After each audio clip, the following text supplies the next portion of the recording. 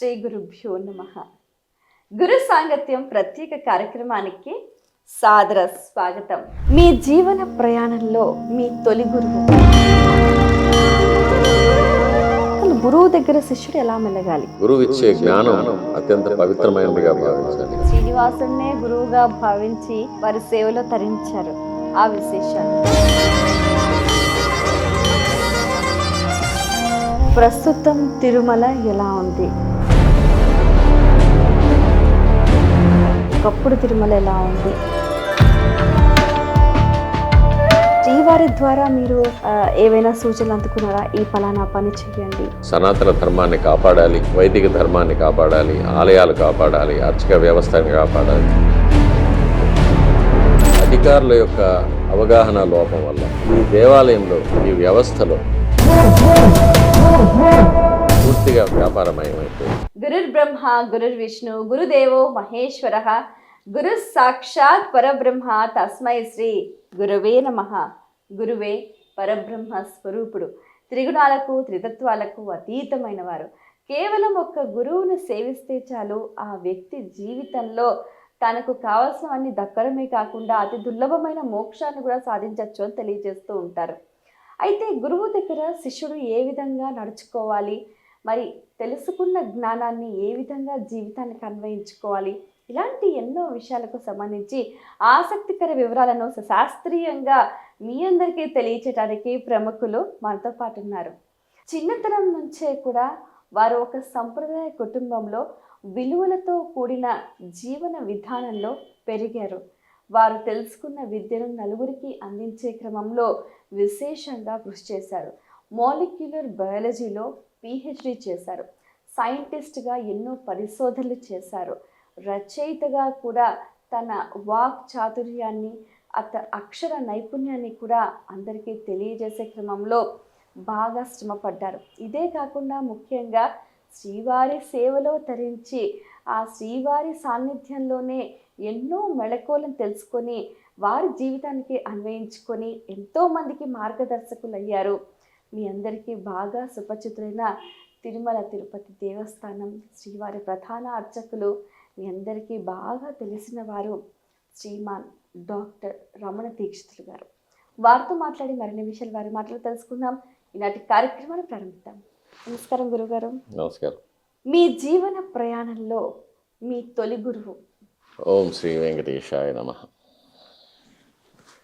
ప్రతి మనిషికి మొదటి గురువు తల్లి, తర్వాత తండ్రి, తర్వాత విద్య నేర్పిన గురువు, తర్వాత పరమాత్మ.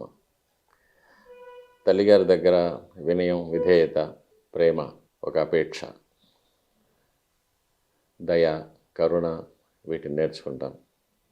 తండ్రి గారి దగ్గర విద్య, వృత్తిలో నైపుణ్యం సంపాదించుకోవడం, స్వామివారి కైంకర్యాల్లో ఒదిగిపోవడం, క్రమశిక్షణ, ఇవన్నీ తండ్రి గారి దగ్గర నేర్చుకుంటాం.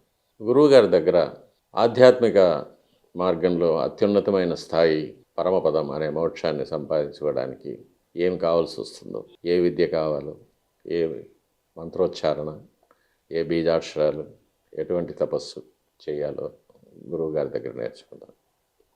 ఇది కాకుండా లౌకికమైన విషయాల్లో ఆయా శాఖల్లో నిపుణులైన గురువుల గారి దగ్గర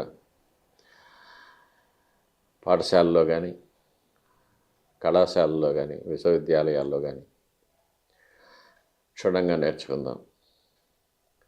నేర్చుకునే విద్య మన నిత్య జీవితంలో మనకు ఉపయోగపడే విధంగా ఉంటే చాలా శ్రేష్టమైనది.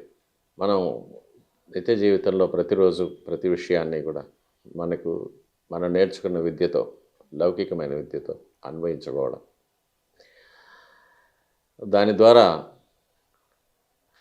యుక్తాయుక్త విచక్షణా జ్ఞానం, ఏది మనకు మంచిది, ఏది మనకు చెడు, మనం ఏది అనుసరించాలి, దేన్ని అనుసరించకూడదు, ఇవన్నీ నేర్చుకోవడం విద్య యొక్క ప్రాథమిక లక్షణం. సో శ్రీవారిని గురువుగా ఎంచుకుని మీరు శ్రీవారి సేవలో తరించారు. సో ఇంత సైంటిస్ట్గా, ఇంత లౌకిక జీవనంలో ఇంత ఎదిగిన మీరు ఇదంతా వదిలేసి డిఫరెంట్ పాత్లో ప్రయాణిస్తున్నప్పుడు మీ ఇంట్లో వాళ్ళ స్పందన, మీ స్నేహితుల స్పందన ఎలా ఉండేది? కొత్త విషయం ఏమీ కాదమ్మా. ఎందుకంటే ఆ వంశంలో పుట్టిన ప్రతి స్వామివారి కైంకర్యానికి రావాలనేది నియమం. కాబట్టి చిన్నప్పటి నుంచే కూడా నేను అర్చకుడవుతాననేది ఆ మైండ్ సెట్‌లోనే పెరిగాం. చిన్నప్పటి నుంచి కూడా నా భాష గాని, నా ఆహారం గాని, నా స్నేహాలు గాని, నా నియమావళి గాని, క్రమశిక్షణ గాని అర్చక వృత్తికి సంబంధించినట్లుగా ఉంటుందన్నమాట. చిన్నప్పటి నుంచి కూడా తండ్రి గారి దగ్గర, తాతగారి దగ్గర ఇంట్లో లఘు తిరువారాధన, గృహ గృహ తిరువారాధన నేర్చుకోవడం. ఇంకా మడి ఆచారాలు, శుచి, అశుచి అవన్నీ పాటించడం. ఇవన్నీ కూడా చిన్నప్పటి నుంచే వస్తాయి. చిన్నప్పటి నుంచే ఆ త్రోవలోనే పెరుగుతాం కాబట్టి చదువు అనేది, లౌకికమైన విద్య అనేది నాకు అవకాశం ఉండింది. ఎందుకంటే తిరుపతిలోనే కళాశాల ఉండింది, తిరుపతిలోనే యూనివర్సిటీ, విశ్వవిద్యాలయం ఉండింది. నాకు సైన్స్‌లో ఇంట్రెస్ట్ ఉండింది. ఆ గురువుల యొక్క ఉత్సాహము, ప్రోత్సాహం ఉండింది. కాబట్టి పీహెచ్‌డీ చేశాను. కాబట్టి పీహెచ్‌డీ అయిపోయిన తర్వాత స్వామివారి సేవకు రావాలనేదే నా విధి. కాబట్టి ఇంక నాకు వేరే విధంగా ఆలోచించాల్సిన అవసరం లేదు. కాబట్టి అలాగే జరిగిపోయింది. మీ ముఖ వర్చస్సు కానీ, ఆహార్యం కానీ, అసలు సింప్లిసిటీ, డిగ్నిటీకి మారుపేరుగా కనిపిస్తూ ఉంటారు. ఇదంతా కూడా అంటే పూర్వులు మీరన్నట్టుగా మీ వంశము, పెంపకం ప్రధానం అంటారా? తప్పకుండా. మా తండ్రి గారు కానీ, తల్లి గారు కానీ చాలా సామాన్యమైన జీవితం చూశాను నేను. ఇప్పుడు ఆలోచిస్తే వారు ఎంత గొప్ప మానవతా విలువలతో పెరిగారనేది నాకు ఇప్పుడు అర్థమవుతుంది. వారు చూపించిన ప్రేమ, అభిమానం అవన్నీ, తర్వాత వారి యొక్క జీవన శైలి చూసినప్పుడు నాకు చాలా ఆశ్చర్యం వేస్తుంది కూడా. వారి దగ్గర చాలా నేర్చుకున్నాము. ఇప్పటికీ నేర్చుకుంటూనే ఉంటాం. వాళ్ళతో తలుచుకుంటూ వాళ్ళు ఆ సందర్భంలో ఎలా చేశారు, ఏం చేశారు, మనం అలా చేయాలి అనే విధంగానే నేర్చుకుంటూ ఉంటాం. కాబట్టి వారెప్పుడు నాకు సజీవులేగానే ఉంటారు. మీరు ఈ అర్చక వృత్తిలో రాణించటానికి అంటే మీరు ఇలా మంత్రాలు చదవాలి, ఇలా పూజ చేయాలి, ఇలా నివేదన పెట్టాలి, ఇవన్నీ ఎవరి దగ్గర నేర్చుకున్నారు? అది తండ్రి గారి దగ్గర, తాతగారి దగ్గర చిన్నప్పటి నుంచి నేర్చుకున్నది. తర్వాత కొంతమంది నాకు అర్చక వృత్తిలో నాకన్నా పెద్దవారైన కొంతమంది సీనియర్స్ దగ్గర. అంటే ఇందులో ఆరాధన క్రమంలో మంత్రభాగం, క్రియాభాగం అని రెండు ఉంటుంది. మంత్రం, ఆగమ మంత్రాలు ముందు నేర్చుకుంటాం. సుస్వరంగా అన్ని వేద మంత్రాలు ఉంటాయి, యజుర్వేద మంత్రాలు. ముందు స్వరంతో పాటు మంత్రాలు నేర్చుకున్నాం. కానీ ఏ మంత్రాలతో ఏ క్రియ చేయాలి, స్వామివారికి ఉపచారాలు, అర్ఘ్యం, పాద్యం, ఆచమనం, స్నానం, ప్రోతం, అలంకారం, తిలకం, వస్త్రం, పుష్పాంజలి, మంత్రపుష్పం, నివేదనం, ఇవన్నీ కూడా క్రియాభాగంలో వస్తాయి. ఏం చేయాలి, ఏ క్రియకు ఏ మంత్రంతో అన్వయించుకుంటూ చేసుకోవాలనేది అది మన పెద్దల దగ్గర నేర్చుకుంటాం. అది ఈ విద్యను నేర్చుకునే క్రమంలో నేటి తరం అవలంబించాల్సిన మెళకువలు. మనము స్వామివారికి ఆరాధన చేస్తున్నప్పుడు స్వామివారు సాక్షాత్ అక్కడ ఉన్నారు అనే ఒక నమ్మకం మనకు ఉండాలి. మనం స్వామివారిని అనుభవించాలి. స్వామివారు అక్కడ ఉన్నారని అనుభవించినప్పుడు సప్రాణంగా సాక్షాత్తు ఉన్నారు, మన ఆరాధనలు స్వీకరిస్తూ ఉన్నారు అనే ఒక భక్తిభావంతో మనం స్వామివారికి ఉపచారాలు సమర్పించినప్పుడు స్వామివారు స్వీకరిస్తారు. దానికి ప్రతిఫలం మనకు ఉంటుంది. అందువల్లే స్వామివారికి ఆ ఉపచారాలు చేయడం వల్లే మనకు బ్రహ్మజ్ఞానం కలుగుతుంది, బ్రహ్మ తేజస్సు కలుగుతుంది, సంస్కారం కలుగుతుంది, మనం ఎంత చిన్నవాళ్ళం అనేది తెలుస్తుంది.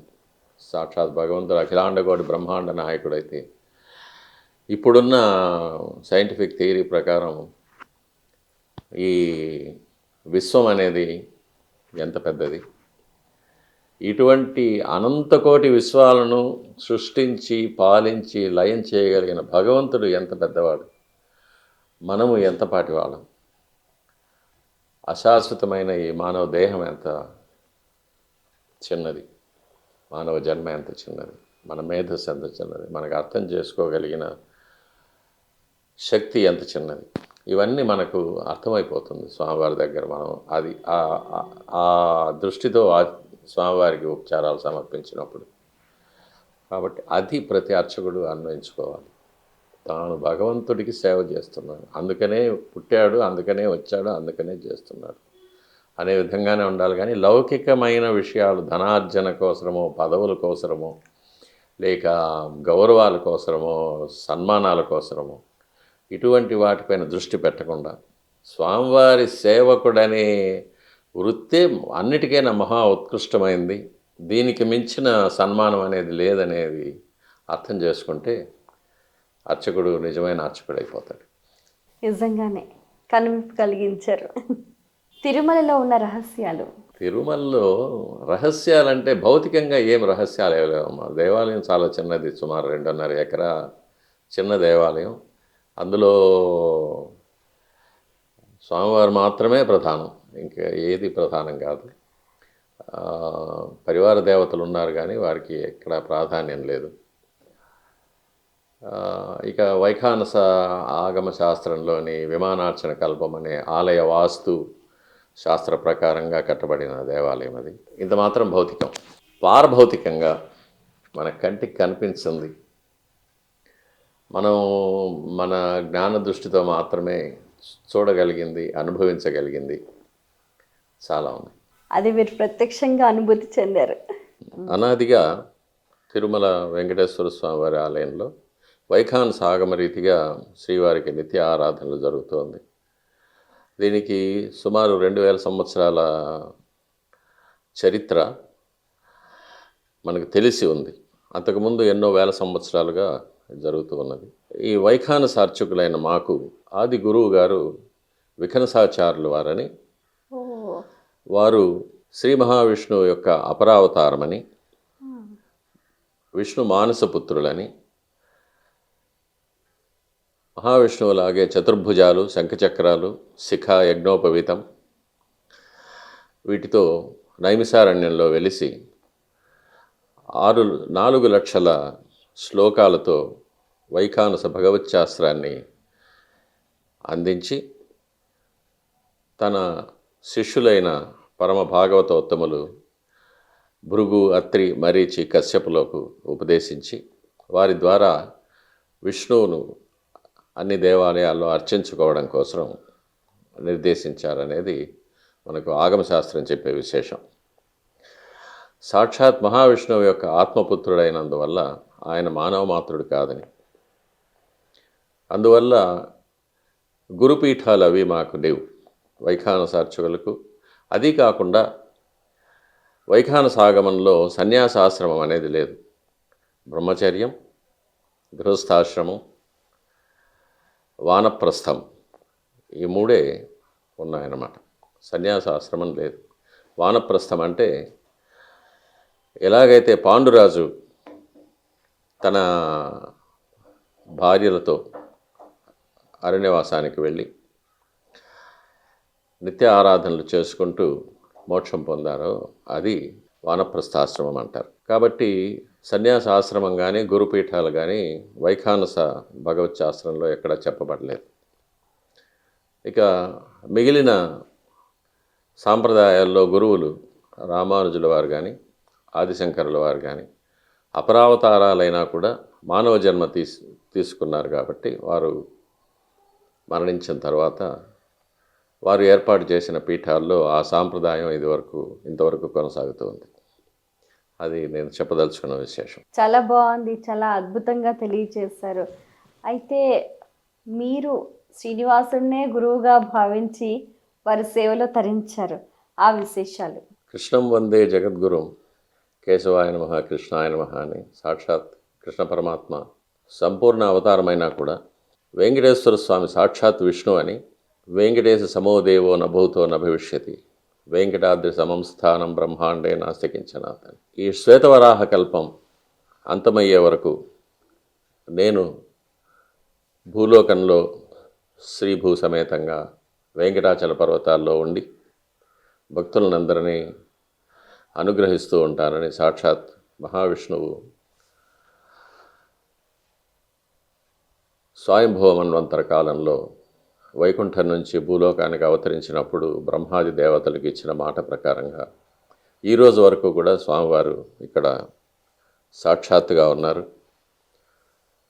మాట్లాడతారు, మన ప్రశ్నలకు సమాధానం ఇస్తారు, మన వెన్నంటూ ఉంటారు. కాబట్టి మన సందేహాలన్నీ మన మనసులో తోచే ముందే స్వామివారు మనకు సమాధానం ఇస్తారు. అది ఎంతోమంది మహానుభావులకు, మహాభక్తులకు, సిద్ధులకు, మహర్షులకు ఏర్పడిన ఒక మాత్రమైన అనుభవం ఇది. అందులో ధ్రువబేరం మూలవర్లు శ్రీవారి దేవాలయంలో గర్భాలయంలో ఉన్న మూలవర్లు తన దక్షిణ హస్తంతో కుడి చేతితో తన పాదాలను చూపిస్తూ ఉంటారు. అంటే నా పాదాల దగ్గర నీవు శరణు పొందితే నీ పాపాలన్నీ నిర్మూలించి నీకు మోక్షం ఇస్తానని భగవద్గీతలో కృష్ణ పరమాత్మ అర్జునుడికి ఉపదేశించినట్టుగా మామేకం శరణం వ్రజ అని.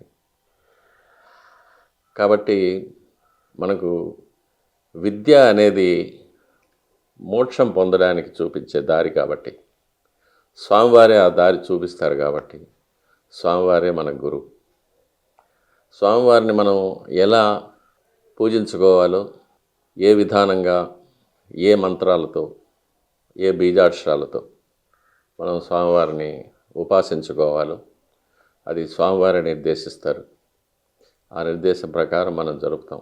మనం నిమిత్త మాత్రులం, జరిపించేది ఆయనే, మా మంత్రము ఆయనే, మంత్ర ఫలము ఆయనే, మంత్రబలము ఆయనే, దానివల్ల కలిగే మోక్షము ఆయనే. కాబట్టి ఆయన మనకు ఆత్మలో ఉండి ప్రబోధించే సూచనలు తీసుకొని మనం స్వామివారిని ఉపాసించుకుంటే స్వామివారిని పొందవచ్చు. ఇది వెంకటాచల మహత్యంలో కానీ, వెంకటేశ్వర రహస్యం అనే ఒక పవిత్రమైన గ్రంథంలో కానీ, వేదాల్లో కానీ, ఋగ్వేదంలో కూడా అరాయికాణే వికటే గిరింగెచ్చ సిధాన్వే శరింబిడెస్తవిష్టే చాదయామసి అని అనాదిగా ఎన్నో యుగాలుగా ప్రపంచంలోని భక్తులందరూ కూడా స్వామివారిని వచ్చి దర్శించుకొని స్వామివారి చుట్టూ ఉన్న పరివార దేవతల దగ్గర తమ కష్టాలు చెప్పుకొని వారి ద్వారా స్వామివారికి విన్నవించుకొని తమ కష్టాల నుంచి విముక్తి పొంది సంతోషంగా ఇంటికి వెళ్ళేవారని ఋగ్వేదంలో చెప్పబడింది. ఋగ్వేదం సుమారు 10,000 సంవత్సరాలకు ముందు ఏర్పడిన సాహిత్యం. కాబట్టి అంతటి జగద్గురువు ఆయన్ను ఉపాసించే ఆరాధించుకునే అవకాశం మనకు ఆ వంశంలో జన్మించడం వల్ల కలిగింది. కాబట్టి అది స్వామివారి యొక్క మహత్తరమైన అనుగ్రహం. కాబట్టి స్వామివారినే గురువుగా తీసుకొని ఆయన మనకు ఉపదేశించిన మంత్రాలతో, బీజాక్షరాలతో ఆయన ఆరాధించుకుంటూ ఉంటాం. చివరిగా శరణాగతి. ఆయన పాదాల వద్ద శరణం పొందడం ఒకటే. ఈ ఐహికమైన విషయాలన్నీ వదిలేసి నువ్వే కావాలి, నువ్వే కావాలి, నిన్నే పొందాలి అని ఒకే ఒక వైరాగ్యంతో, జ్ఞాన వైరాగ్య ఐశ్వర్యాలు కూడా ఆయన ఇచ్చేది. స్వామివారి పాదాల చెంత శరణాగతి కావాలనే జ్ఞానము, దానివల్ల వచ్చే ఐశ్వర్యం. ఐశ్వర్యం అంటే ధనాది లౌకికమైన వ్యవహారాలు కాకుండా ఒక ఉన్నతమైన స్థితి, వైరాగ్యం. నువ్వు తప్ప నాకు ఇంకేది అక్కర్లేదనే వైరాగ్యం. ఇవన్నీ కూడా ఆయనే మనకు ప్రసాదిస్తారు. తర్వాత మనకు మోక్షాన్ని ఆయనే అనుగ్రహిస్తారు. కాబట్టి ఆయనే జగద్గురు. బాగుంది. నిజంగానే ఒక భగవంతుడినే గురువుగా భావించి సేవించడం అనేది చాలా గొప్ప విశేషం. గురు సాంగత్యంలో మీరు పొందిన అనుభూతి? స్వామివారు ఎప్పుడు మనతో ఉంటారు, అది మనము నమ్మాలి. స్వామివారి దగ్గర మనం ఉన్నాము, స్వామివారు సాక్షాత్ అక్కడ ఉన్నారు, మనల్ని చూస్తుంటారు, మన మనసులోని మాట వింటారు, మనకేం కావాలో తెలుసుకుంటారు, మనకేం కావాలో ప్రసాదిస్తారు. మనం లౌకికమైన ఐహికపరమైన విషయాలు కోరినప్పుడు అది కూడా ఆయన అనుగ్రహిస్తారు, లేదని చెప్పరు. కానీ అవన్నీ అశాశ్వతమైనవి తెలుసుకొని మనకు ఈ దేహమే అశాశ్వతం. ఈ దేహానికి సంబంధించిన ఐహికమైన సుఖాలు మరింత అశాశ్వతం. కాబట్టి ఈ అశాశ్వతమైన విషయాలను కోరకుండా శాశ్వతమైన ఆయన సాన్నిధ్యం కోరడం అనేది మనకు పూర్వజన్మ సంస్కారం వల్ల అబ్బిన ఒక విశేషం. అది ఆ కోరిక కోరితే స్వామివారు తప్పకుండా అనుగ్రహిస్తారు. మనకు ఏ సమయంలో ఆయన్ని ఎలా ఆరాధించుకోవాలి ఏంటి అవన్నీ కూడా మనకు ఆయన అంతర్యామిగా ఉండి మన మనసులో మనకు స్ఫురింపజేస్తారు. అది సూచనలు మనం తెలుసుకోవాలి. దాని ప్రకారం మనం నడుచుకుంటే ఆయన పాదాలు పొందగలం. ఇది గురువుతో నాకున్న అనుబంధం. చాలా సింపుల్గా చెప్పవలసి వచ్చింది. ఇంకా అంతకన్నా ఎక్కువ చెప్పడానికి నాకు అనుమతి లేదు. బాగుంది. అయినా కూడా మీకు మీ గురువుతో ఉన్న అనుబంధం చాలా చక్కగా విశదీకరించారు. మీరు చాలా సంవత్సరాలు శ్రీవారి సేవలో తరించారు. సాక్షాత్తు కలియుగ ప్రత్యక్ష దైవం వెంకటేశ్వర స్వామికి ప్రతినిత్యం మీరు పూజలు, ఉపచారాలు, అన్ని కార్యక్రమాలు నిర్వహించడం అంటే మీరెంత భాగ్యవంతులో అసలు. నిజంగా అందరం అనుకుంటాం అసలు. అయితే అటువంటి భాగ్యం అని అంటే ఎన్ని జన్మల పుణ్యఫలం? అది ఆ వంశంలో పుట్టడం వల్ల నాకు కలిగిన ఒక అదృష్టం. అది మా తల్లిదండ్రుల యొక్క ఆశీర్వాదం, స్వామివారి యొక్క అనుగ్రహం. అది కాకుండా కొన్ని గణితాల ప్రకారంగా జాతకరీత్యా కూడా చూస్తే ఈ వంశంలోకి కొన్ని ఆత్మలు మాత్రమే తిరిగి తిరిగి జన్మిస్తూ ఉంటాయనేది చెప్పబడి ఉంది. ఎందుకంటే మరణించేటప్పుడు ఏది కోరుకుంటారో అదే వచ్చే జన్మలో సిద్ధిస్తుంది. కాబట్టి ప్రతివారు కూడా, ప్రతి జన్మలోనూ కూడా, ప్రతి ఆత్మ కూడా మరణించేటప్పుడు మళ్ళీ నేను నీ సేవలోనే ఉండాలి, ఇంకేం కోరం, మీ సేవలోనే ఉండాలి, నా వంశం ఎప్పుడు నిన్ను సేవించుకుంటూ ఉండాలి, ఇదొక్కటే కోరుతారు. కాబట్టి ఆ ఆత్మలు మళ్ళీ మళ్ళీ ఈ వంశాల్లోనే నాలుగు కుటుంబాల్లోనే పుడుతూ ఉంటాయి, స్వామివారి సేవలో తరిస్తూ ఉంటారు. దీనికి చాలా సూచనలు కనబడ్డాయి, అనుభవించాము. ఒక సైంటిస్ట్గా, ఎందుకంటే సైంటిస్టు ప్రూఫ్ లేకుండా ఏది నమ్మరు. కాబట్టి ఆ ప్రూఫ్ స్వామివారు నాకు స్ఫురింపజేశారు. కాబట్టి నేను 100కి 100 అది నమ్ముతాను. మళ్ళీ మళ్ళీ ఈ వంశంలో పుడుతున్నామనేది నాకు తెలుసు. కాకపోతే ఇదే చివరి జన్మగా ఉండాలని మాత్రం ఒకటి కోరుకుంటూ ఉంటాం. గురు సాంగత్యంలో అంటే శ్రీవారి సేవలో నాకు తెలిసి మీరు ఎన్నో అద్భుతాలు, ఎన్నో మహిమలు కూడా చూసుంటారు. వాటిల్లో కొన్ని మా అద్భుతాలు ఉంటాయమ్మా, తప్పకుండా. నాకే కాదు, ఎంతోమంది భక్తులకు, మహాభక్తులు ఉన్నారు. మనకు చూడ్డానికి చాలా సామాన్యమైన వ్యక్తులుగా కనిపిస్తూ ఉంటారు, మహాభక్తులుగా ఉంటారు. స్వామివారికి ఎంతో ప్రాణప్రదమైన భక్తులుగా ఉంటారు వాళ్ళు. వారి యొక్క నడవడిక, వారి చూపు అది భిన్నంగా కనిపిస్తూ ఉంటుంది. స్వామివారు ఒక లీలగా తమ భక్తులకు అప్పుడప్పుడు కొన్ని సూచనలు ఇస్తూ ఉంటారు. కొన్ని అద్భుతాలు చేసి చూపిస్తూ ఉంటారు కూడా, ఒక ఆటగా భక్తులను పరవశింపజేయడం కోసం. అటువంటివి ఎన్నో జరుగుతున్నాయి.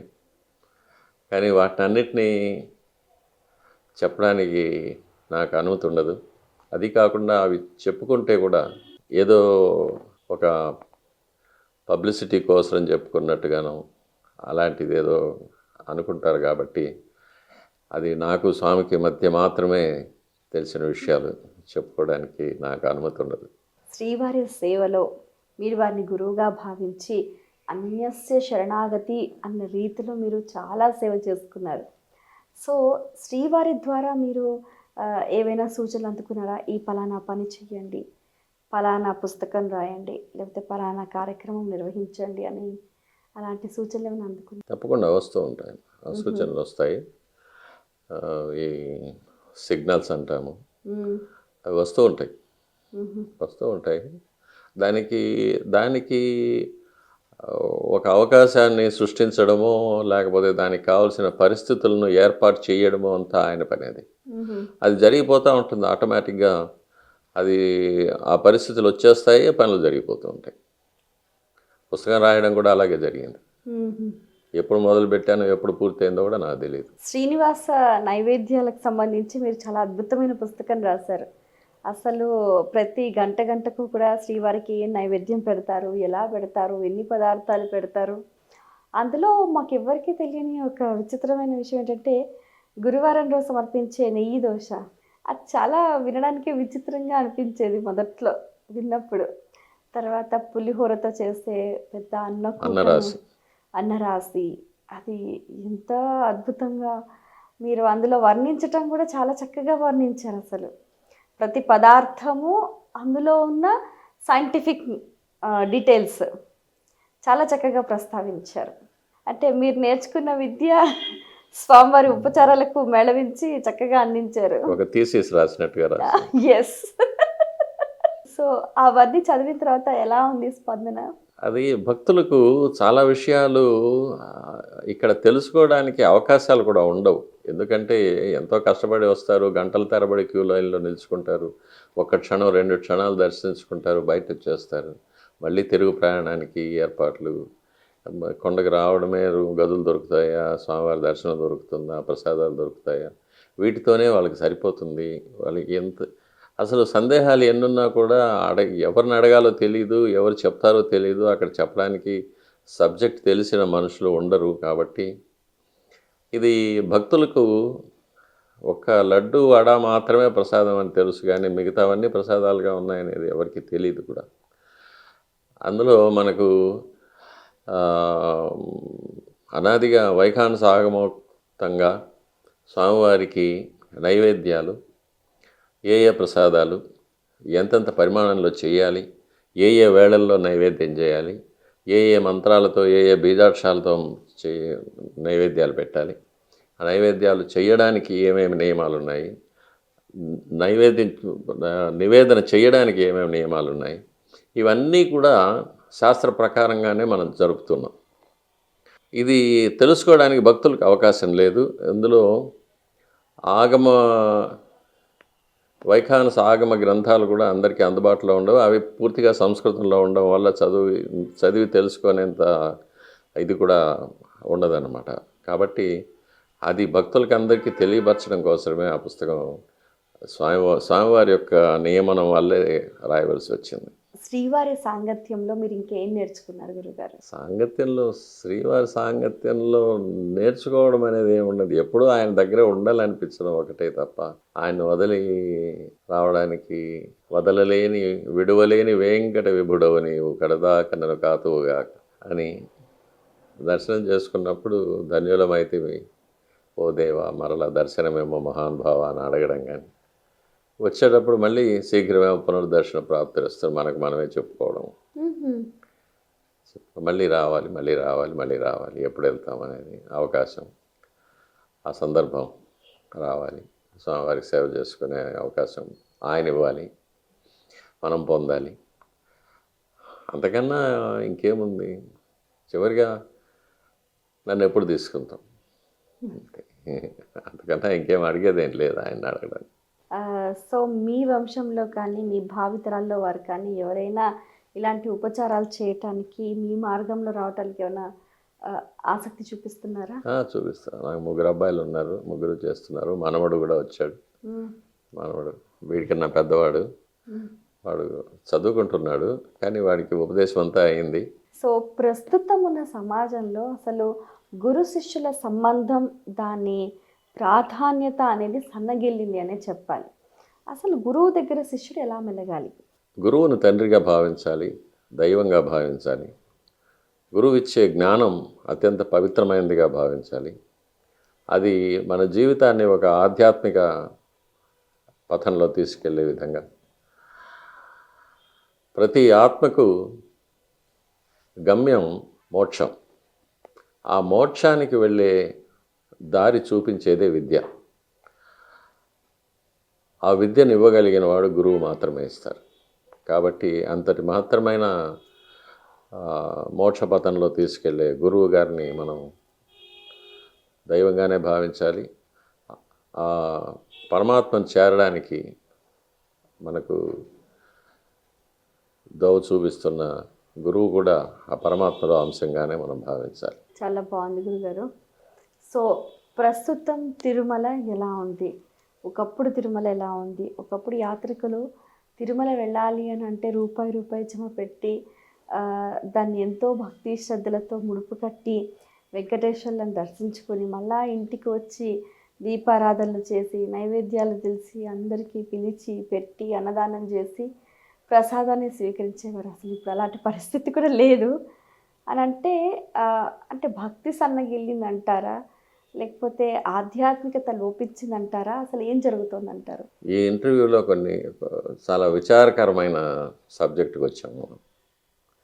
నేను తిరుమలలోనే పుట్టాను, పెరిగాను, ఆడుకున్నాను, గుళ్ళోనే ఆడుకున్నాను, గుళ్ళో తిన్నాను, నిద్రపోయాను, గుళ్ళోనే చదువుకున్నాను.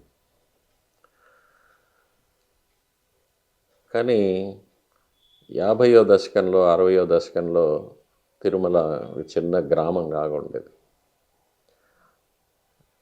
ఆధ్యాత్మికత ఉట్టిపడే విధంగా శ్రీవారికి సకాలంలో సేవలు, నైవేద్యాలు, ఉత్సవాలు, ఉపచారాలు అన్నీ జరుగుతూ ఉండేవి. కానీ 64 తర్వాత భక్తుల యొక్క తాకిడి ఎక్కువైపోయింది, రాను రాను ఎక్కువైపోతూ వచ్చింది. అందువల్ల స్వామివారికి ఉపచారాలకు, నైవేద్యాలకు, ఆరాధనలకు, ఉత్సవాదులకు కూడా కాలం ఇవ్వలేకపోవడం వల్ల అన్నీ అవసరంగా జరపాల్సిన పరిస్థితి ఏర్పడిపోయింది. ఇది అధికారుల యొక్క అవగాహన లోపం వల్ల, అంటే ఈ దేవాలయంలో, ఈ వ్యవస్థలో మనకు యజమాని భగవంతుడు, మనం ఆయన సేవకులం. మనకు మొట్టమొదటి ప్రాతిపదిక భగవంతుడి సేవ, రెండవది భక్తుల సేవ.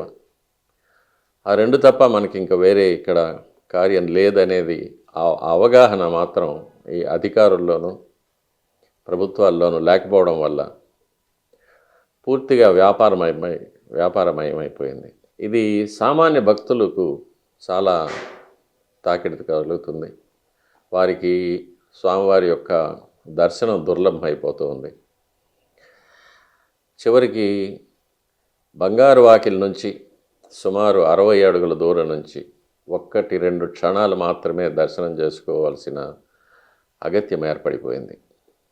ఇవన్నీ కూడా చాలా విచారకరమైన విషయాలు. సామాన్య భక్తులకు చాలా కష్టతరమైపోతుంది రాను రాను స్వామివారి దర్శనం. తిరుమల యాత్ర కూడా ధనంతో కూడుకున్న విషయం అయిపోయింది. ఇది మారాలి. ప్రభుత్వం యొక్క, అధికారుల యొక్క అవగాహన సరైన దారిలో వెళ్ళాలి. అది స్వామివారే చేయాలి, ఎప్పుడో చేస్తారనే నమ్మకం కూడా ఉంది. అసలు సాధన అనేది ఏ రకంగా ఉండాలంటారు? సాధన అనేది గురువుగారు మనకు చెప్పించే మోక్షపదం. మనం మోక్షం పొందడానికి, పరమాత్మ యొక్క సాన్నిధ్యం పొందడానికి ఏమేమి ఆరాధనలు చేయాలి, జపాలు చేయాలి, తపస్సు చేయాలి, ఇవన్నీ గురువుగారు వారి సాంప్రదాయాల ప్రకారంగా శిష్యులకు బోధిస్తూ ఉంటారు. అది గురువులు చెప్పిన దోవను పాటిస్తే త్వరగా మోక్షానికి వెళ్ళవచ్చు. అసలు గురువు దగ్గర జ్ఞానాన్ని శిష్యుడు ఎలా పొందాలంటారు? ఏకాగ్రతతో పొందాలి. శిష్యుడు ఒక చక్రవర్తి పుత్రుడైనా కూడా ఒక సామాన్య శిష్యుడిగా గురువు గారికి సేవలన్నీ చేస్తూ, ఆశ్రమంలోనే ఉంటూ, గురుకులంలోనే వారు పెట్టిన ఆహారం తింటూ, వారికి పాదసేవలు అవి చేసుకుంటూ, వారికి యజ్ఞయాగాదులకు కావలసిన సౌకర్యాలన్నీ సమకూరుస్తూ, అందరు విద్యార్థులతో కలిసి ఒకటిగా ఉండి విద్య ఆర్జన చేయడం అనేది శిష్యుడికి ఉండవలసిన మహత్తరమైన లక్షణం. తాను చక్రవర్తి పుత్రుడని, మహారాజు పుత్రుడని, మహామంత్రి పుత్రుడని ఆ అహంకారంతో కాకుండా గురువుగారి దగ్గర విధేయతతో ఉండి జ్ఞానం సంపార్జన చేయాలి. అప్పుడే వారికి జ్ఞానం అబ్బుతుంది కూడా. గురువు దగ్గర నేర్చుకున్న విద్యను జీవితానికి ఎట్లా అన్వయించుకోవాలని? విద్య మనకు సనాతన సాంప్రదాయంలో విద్య అంటే వేదం. వేద సారం మనకు ఉపనిషత్తుల్లో తెలుస్తుంది, గురు శిష్య సంవాదంలో కనిపిస్తుంది అన్నమాట. కాబట్టి శిష్యుడు తన సందేహాలన్నింటినీ గురువు దగ్గర విన్నవించుకున్నప్పుడు గురువు గారు దివ్యమైన జ్ఞానాన్ని ఉపదేశించి ఆ సందేహాలను తీరుస్తూ ఉంటారు. ఆ విధంగానే తన సందేహాలను గురువుగారి దగ్గర చెప్పి గురువుగారి యొక్క ఆయనకున్న జ్ఞానంతో ఆయన ఉపదేశించిన సూత్రాలను పాటిస్తూ గురువు చూపిన ద్రోవలో వెళ్ళడం, అది శిష్యుడికి నియమించబడిన విధి. అది అప్పుడే అతనికి ఆ దివ్యమైన జ్ఞానం అలవడుతుంది, ఒక సార్థకత కూడా లభిస్తుంది. గురు సేవలో సిద్ధులు లభిస్తాయా అండి? సిద్ధులు అనేది మళ్ళీ లౌకికమైన అయిపోతుందమ్మా. అణిమాది అష్టసిద్ధులు. ఒక శిష్యుడు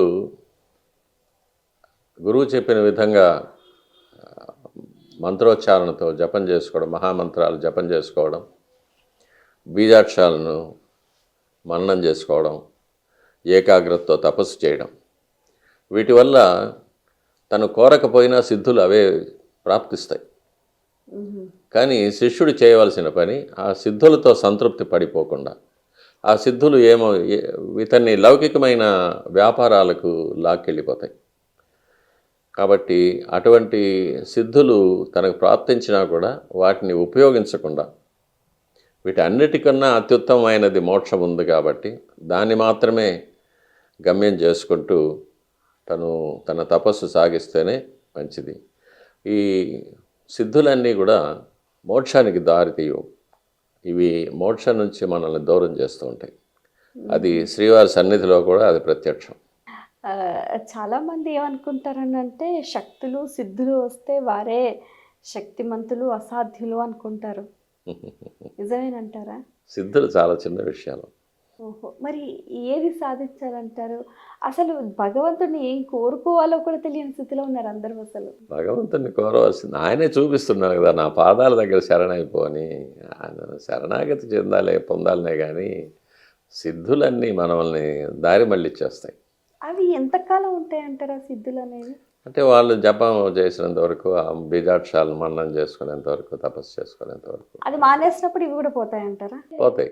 స్వామివారి కరుణ ఒక్కసారి లభించిందంటే ఇంకా అది ఎప్పటికీ చెదిరిపోదంటారు. అవును.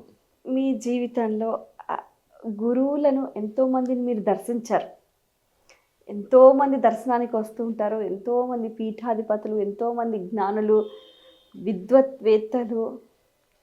సో వారందరినీ చూసినప్పుడు ఏమనిపిస్తూ ఉండేది మీకు? అసలు అందరూ స్వామివారి దగ్గరికి వచ్చినప్పుడు మీరు ఎంచక్కా రిసీవ్ చేసుకునేవారు, వారిని గౌరవించేవారు. అది వృత్తిపరంగా నేను చేయవలసిన పనులు అవి చేస్తూ ఉంటాను.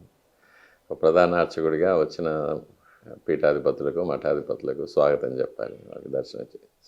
అసలు ఒక వ్యక్తికి ఆధ్యాత్మిక చింతన అనేది ఏ వయసు నుంచి అలవడాలంటారు? అది పూర్వజన్మ సుకృతం. పూర్వజన్మలో వారు చేసిన సాధన ప్రకారంగా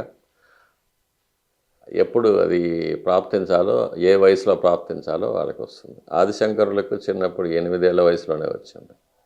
రామానుజుల వారికి పెద్ద వయసులో వచ్చింది. కాబట్టి ఒక్కొక్కరికి ఒక్కొక్క వయసులో అది పూర్వజన్మ గణాంకాల వల్ల, ఆ లెక్కల వల్ల, అది మనకు తెలియదు, ఆ లెక్కలు ఆయనకే తెలుసు. కాబట్టి ఆయా సమయాల్లో అవి వస్తుండే పూర్వజన్మ జ్ఞాపకాలు రావడం ఇప్పుడు మనం చూస్తుంటాం కదా, అలాంటివి జరుగుతూ ఉంటాయి. ఇప్పటి వరకు మరి ఇంకా ఎన్ని రచనలు చేశారు? ఒకటే మా చేసింది. నేను రచనలు చేయడానికి పుట్టలేదు, నేను ఆయనకు సేవ చేసుకోవడానికి పుట్టాను. ఏదో ఇటువంటి ఇంటర్వ్యూల వల్ల నాకు తెలిసిన 4 విషయాలు భక్తులకు చెప్పడం, అది మాత్రం చేస్తూ ఉంటాను నేను. అంతేగాని పుస్తకాలు రాయడం అనేది, ఆయన ఉత్తర్వు ఇస్తే రాస్తాను. ఆ పుస్తకం కూడా ఆయన ఉత్తర్వు ప్రకారం జరిగింది. ఇంకా మళ్ళీ ఇంకేదైనా రాయమని ఆయన ఉత్తర్వు ఇస్తే చేస్తాను. అసలైన జీవిత పరమార్థం ఎప్పుడు తెలుస్తుందంట? పెద్ద పెద్ద విజ్ఞానవేత్తలు ఐన్స్టీన్ కానీ, ఐజాక్ న్యూటన్ కానీ, లియోనార్డో డావిన్సీ కానీ, పెద్ద పెద్ద శస్త్రవైద్య నిపుణులు కానీ, పెద్ద పెద్ద వైద్యులు కానీ, వీరందరూ కూడా ఒక వారి వారి శాఖల్లో వాళ్ళు అత్యున్నతమైన స్థితికి వెళ్ళిన తర్వాత అప్పుడు మనకు మించిన ఒక అతీతమైన శక్తి ఒకటి మనల్ని నడిపిస్తూ ఉందనే నిర్ణయానికి వస్తారు. బాగుంది. కాబట్టి ఏ డాక్టర్ అయినా కూడా ఒక చాలా కష్టమైన ఒక శస్త్రచికిత్స చేసిన తర్వాత కూడా నేను చేయగలిగింది చేశాను, భగవంతుడు కాపాడాలి అంటారు. కాబట్టి ఆ భగవంతుడు అనే ఒక అతీతమైన శక్తి ఉంది, మనల్ని నడిపిస్తూ ఉంది, మనకన్నా చాలా శక్తివంతమైంది అని తెలుసుకోవడానికి ఆ విద్యలో ఒక అత్యున్నతమైన స్థాయికి వెళ్ళాలి. వెళ్ళినప్పుడే అది స్ఫురిస్తుంది. మధ్యలో వెళ్ళే వాళ్ళకి, మధ్యలో ఉన్న వాళ్ళకి ఎవరికి స్ఫురించదు. నేను చదువుకున్నాను, నేను గొప్పవాడిని, నేను ధనవంతుడిని, నేను పెద్ద పదవిలో ఉన్నాను అని అనుకుంటారే కానీ ఆ నేను అనేది లేనప్పుడే తనవుతాడు. చాలా బాగుంది. నిజంగా ఒక గురువు, ఒక శిష్యుడు, ఈ జ్ఞాన సముపార్జన ఇదంతా ఒకప్పుడు వైదిక కాలంలో సంప్రదాయబద్ధంగా బాగా జరిగేది. కానీ నేటి కాలంలో అసలు అది ఏ విధంగా ఉందంటారు? దాని గురించి మీ మాటలు, అంటే మార్పు అనేది ఎక్కడ రావాలంటారు? అది యుగధర్మం అమ్మ. ద్వాపర యుగంలో కానీ త్రేతాయుగంలో కానీ సాక్షాత్ భగవద్ అవతారాలే గురుసేవ చేసి గురుకులాల్లో ఉండి జ్ఞానం సముపార్జన చేశారు, రాముల వారు కానీ కృష్ణ పరమాత్మ కానీ. కానీ కలియుగంలో హ్యూమన్ వాల్యూస్, మానవతా విలువలు తగ్గిపోతాయనేది మనకు అనుశాసన పర్వంలో మహాభారతంలో చెప్పబడింది. ఇక్కడ గురు శిష్య సంబంధాలు, తల్లిదండ్రుల సంబంధాలు, తండ్రి కొడుకుల సంబంధాలు, అన్నదమ్ముల సంబంధాలు, భార్యాభర్తల సంబంధాలు, ఇవన్నీ కూడా విలువలు ఉండవు, మారిపోతాయని, ధనానికే ఎక్కువ విలువ ఉంటుందని, పదవులకే ఎక్కువ విలువ ఉంటుందని, దానికోసం ఎవరు ఏ పాపం చేయడానికైనా సంసిద్ధంగా ఉంటారనేది కలియుగ ధర్మం. కాబట్టి యుగధర్మం కాబట్టి అది జరిగి తీరాలి, మనము అనుభవించక తప్పదు.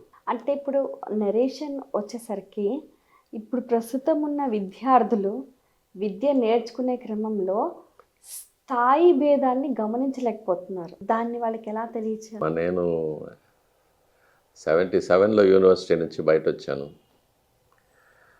అప్పటి వరకు మాకు గురువులు అంటే చాలా గౌరవం ఉండేది. గురువులు కూడా అలాగే హుందాగా నడుచుకునేవారు. శిష్యుల మీద మంచి అభిమానము, శిష్యులకి మంచి జరగాలనే ఒక ఇది, మంచి ఉన్నత స్థాయికి తీసుకెళ్లాలనే ఒక ఇది అన్నీ ఉండేది అప్పట్లో. తర్వాత తగ్గిపోయినట్టు గమనిస్తూ ఉన్నాము. ఇది కాలధర్మం, అంతకన్నా మనం ఏం చెప్పలేము. అంటే కాలంలో మార్పు వస్తే వీళ్ళలో కూడా మార్పు వస్తుంది అంటారా? తప్పకుండా మార్పు వస్తుంది. సో ప్రస్తుతం ఉన్న ఈ జీవన శైలిలో, జీవన విధానంలో సో ఆధ్యాత్మిక విప్లవం అనేది ఎంతవరకు సహకరిస్తుంది, ఎంతవరకు సాధ్యమవుతుంది అంటారు? ఇది చిత్తశుద్ధితో చేయగలిగిన వాళ్ళు పూనుకుంటే,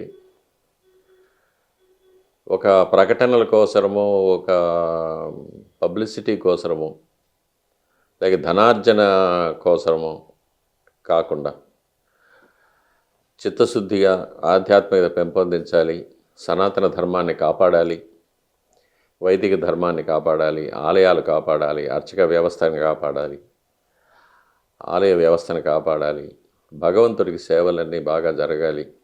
ఇవన్నీ చిత్తశుద్ధితో సంకల్పం చేసుకొని చేసేవాళ్ళు ముందుకు వస్తే తప్పకుండా జరుగుతుంది. యథా యథా హి ధర్మస్య గ్లానిర్భవతి భారత. ఎప్పుడైతే ధర్మానికి గ్లాని కలుగుతుందో స్వామివారు భగవంతుడు అందుకని కొన్ని ఆత్మలను భూలోకానికి పంపిస్తారు, సృష్టిస్తారు, వారికి పదవులు ఇస్తారు. వారు ఈ సనాతన ధర్మాన్ని కాపాడడం అనేది వాళ్ళు సత్సంకల్పంతో చేస్తారు. తప్పకుండా మంచి జరుగుతుంది. మనం అటువంటి కాలం కోసం ఎదురు చూడడం ఒకటే మన కర్తవ్యం. చాలా చక్కగా వివరిస్తూ ఉన్నారు. అయితే ఈ గురు సాంగత్యం, గురు శిష్యుల పరంపర, గురువు బోధలు ఒక మనిషి జీవితంలో ఎటువంటి మార్పుకు నాంది అంటారు? గురువు దగ్గర విద్య నేర్చుకోవడానికి శిష్యుడు వస్తాడు. అది ఎటువంటి విద్య అనేది, ఎటువంటి గురువును తను అంగీకరించాలనేది వారి వారి యొక్క పూర్వజన్మ సుకృతం వల్ల కలుగుతుంది. ధనార్జనే లక్ష్యంగా ఉండే గురువు దగ్గరికి వెళితే శిష్యుడు అలాగే ఉంటాడు. నిజంగా విద్యావంతుడై వేద విద్యలో నిపుణుడైన ఒక గురువు గారి దగ్గర శిష్యుడు వెళ్తే అతనికి మంచి విద్య లభిస్తూ ఉంటుంది. కాబట్టి శిష్యుడికి విద్యార్జన పైన ఎంత మమకారం ఉంటుందో, మంచి గురువును ఎన్నుకోవడంలో కూడా అది అతనికి అంతే బాధ్యత ఉంటుంది. మంచి గురువును ఎన్నుకుంటే తప్పకుండా మంచి విద్య లభిస్తుంటుంది. అయితే గురువు పైన శిష్యుడి దృష్టి ఎలా ఉండాలంటారు? మనకు అదే మొదటి శ్లోకం కదా, గురు బ్రహ్మ గురు విష్ణు గురుదేవో మహేశ్వర. కాబట్టి గురువే సాక్షాత్ పరబ్రహ్మగా మనం నేర్చుకోవాలి. ఎందుకంటే సాక్షాత్ భగవంతుడి యొక్క స్వరూపంగా గురువును భావించి ఆ విద్య నేర్చుకొని భగవంతుడిని పొందడం అనేదే శిష్యుడికి లక్ష్యం కూడా. కాబట్టి ఆ దృష్టితోనే శిష్యుడు గురువును చూడాలి, గురువు దగ్గర నడుచుకోవాలి, ఆయనకు శుశ్రూష చేయాలి, సేవలు చేయాలి, ఆయన మన్ననలు పొందాలి, ఆయన అనుగ్రహం పొంది విద్యను పొందాలి. మీ జీవితంలో మరపురాని సంఘటన? యూనివర్సిటీలో పిహెచ్డి చేసి స్వామివారి సేవకు రావడమే ఒక పెద్ద సంఘటన అమ్మా. యూటర్న్ తీసుకోవడం అదే చాలా పెద్ద సంఘటన. నేను స్వామివారిని అప్పుడప్పుడు అడుగుతూ ఉంటాను, వాట్ ఈస్ దిస్? నీకు ఇచ్చిన పని చెయ్యి అంటారు అంతే, ఇంక వేరే ఆన్సర్ ఏమి ఉండదు. ఎప్పుడైనా ఇట్లా ఒక టిపికల్ సిచ్యువేషన్ వచ్చిందా? అంటే ముందు నుయ్యి వెనక గొయ్యి అన్న సిచ్యువేషన్? లేదు, నాకు రాదు. ఆయన అనుగ్రహం ఎప్పుడూ ఉంటుంది. అలాంటి నాకు ఆ దృష్టి ఉండదు. నేను దేన్ని అంత సీరియస్గా తీసుకోను. ఆయన జరిపిస్తున్నాడు, ఆయనే చూసుకుంటాడు. అంతా ఆయన మీద భారం. అంతే, ఆయనే జరిపించేదాని యొక్క ఫలితం పూర్వాపరాలు అన్నీ ఆయనే. సో చివరిగా మా ప్రేక్షకులకు మీరు ఇచ్చే సందేశం? ప్రతి మానవుడికి జన్మతో పాటే విద్యార్జన చేయడం అనేది ఒక సంకల్పంగానే ఉంటుంది. ఆ విద్యార్జన ఎటువంటి గురువు గారి దగ్గర నేర్చుకోవాలి, శిష్యరికం చేయాలి, ఆ గురువు గారి దగ్గర ఎలా నడుచుకోవాలి, ఎటువంటి విద్యను ఆర్జించాలి, ఈ విద్య యొక్క ఉత్కృష్టమైన లక్ష్యం ఏంటి, ఇవన్నీ అర్థం చేసుకొని మన పురాణాల్లోని అవతార పురుషులైన శ్రీరాములు వారు, కృష్ణ పరమాత్మ, పరశురాములు మొదలైన వారు వారి గురువుల దగ్గర ఎలా నడుచుకున్నారు, వాటిని చదివి నేర్చుకుని వాటిని పాటిస్తూ గురువుగారి దగ్గర మోక్ష సాధనకు అవసరమైన విద్య ఆర్జించడం ప్రతి శిష్యుడి యొక్క లక్ష్యం, ఉండవలసిన లక్షణం. అదే అతని జీవిత గమ్యం కూడా. చాలా సంతోషం అండి. మీ అమూల్యమైన సమయాన్ని కేటాయించి ఎన్నో విషయాలను వివరంగా మా అందరికీ తెలియజేసినందుకు ధన్యవాదాలు. నమస్కారం. సో ఫ్రెండ్స్, వీక్షించారు కదా, గురువునే దైవంగా భావించి ఆ దైవాన్ని తన జీవితానికి మార్గదర్శిగా చేసుకొని వారి సేవలో తరించారు మీ అందరికీ బాగా సుపరిచితులైన డాక్టర్ రమణ దీక్షితులు గారు. మరి మీరు కూడా మీ జీవితంలో మీ గురువుని ఆ రకంగా సేవించి తరిస్తారని మనస్ఫూర్తిగా ఆకాంక్షిస్తూ మరో కార్యక్రమంలో మళ్ళీ కలుసుకుందాం. అంతవరకు సెలవు. నమస్కారం.